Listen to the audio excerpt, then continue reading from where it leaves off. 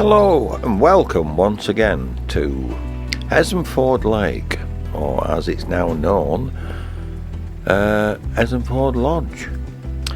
But it's the 21st of May and the last time we was here was on the 30th of April, and the ducklings had just been hatched out and they were on the water with the mother, and the reeds were just poking through the water, but now they've come up and they've flourished with flowers. It's an absolutely fantastic place, wonderful to visit, and the wildlife in there is incredible.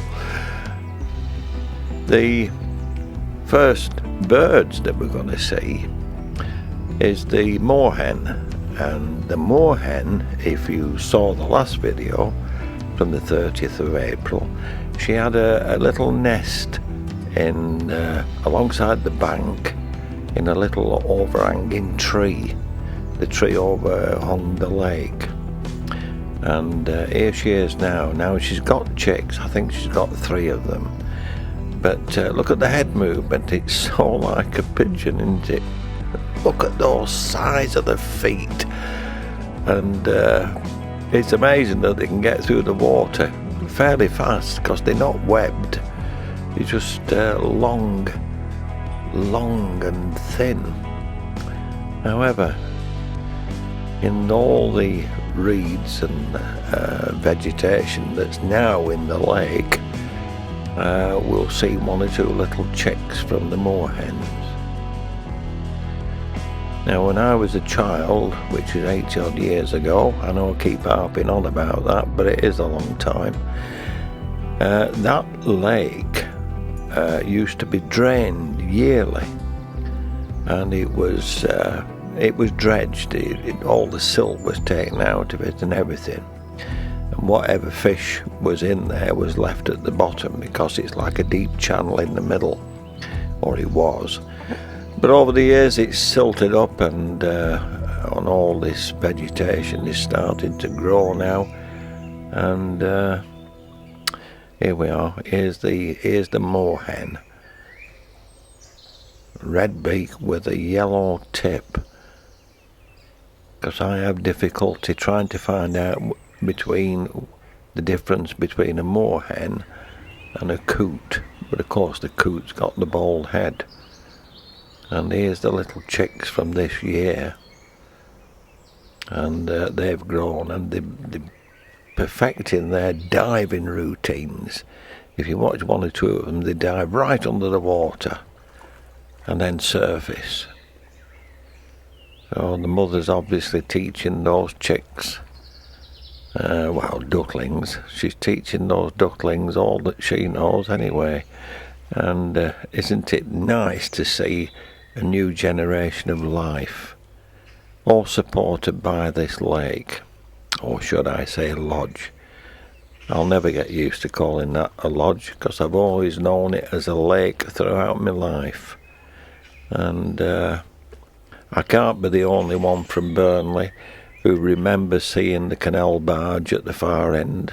Again, I know I keep going on about it, but it was there. It was a full-size barge, and my theory is that they use this end of the lake to turn round and go back down. Now then, they have to wade through all these lilies. I call them lilies, I don't know what they are, and it must be quite difficult for them. And of course the little chicks, they have the same problem too. Now, somewhere in amongst that lot is the young moorhens.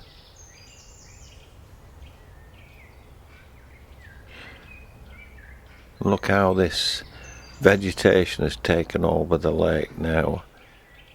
I think in a few years' time it'll be completely silted up, and it'll just become a little quagmire, because it's going to take a lot to clear that back to where it used to be. But it's still clear.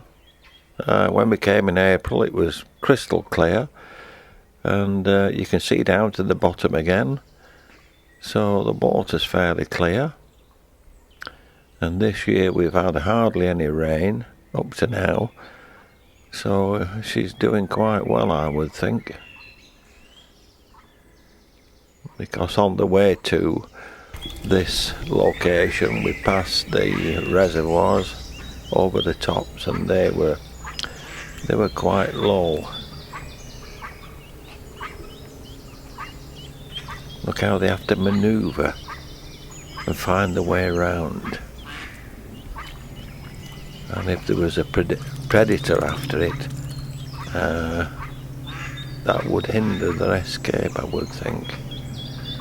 And then you begin to wonder what kind of predators they would have at the lake here. Again, we've never seen any fish. Not seen any fish floating in there at all. No signs of them either. But last time we was here there was plenty of frog spawn, so I presume there's a lot of frogs there somewhere. And again, never seen a frog. Where they get to, I don't know. But in that lot they'll be well covered and camouflaged. It must be difficult for them to traverse all that to get where they want to be. Anyway, I think I've parroted on it long enough now. I'll let you watch the pictures. But thanks for watching, and thanks for supporting the channel.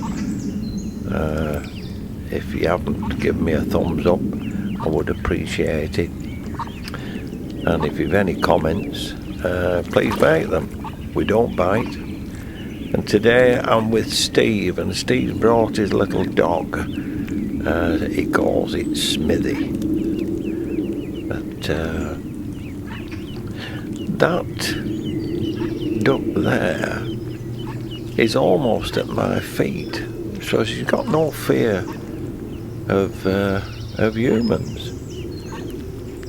But of course the lake is frequented by dog walkers, so I think the biggest problem she's got is keeping the chicks away from dogs.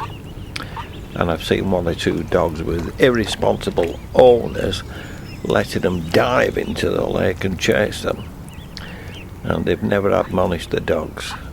How people can be like that, I don't know. This is wildlife, and wildlife, they help to sustain the whole being. This is what it's all about. Anyway, enough parroting. I'll leave you with the pictures, and once again, thank you for watching. From me and Steve, bye for now.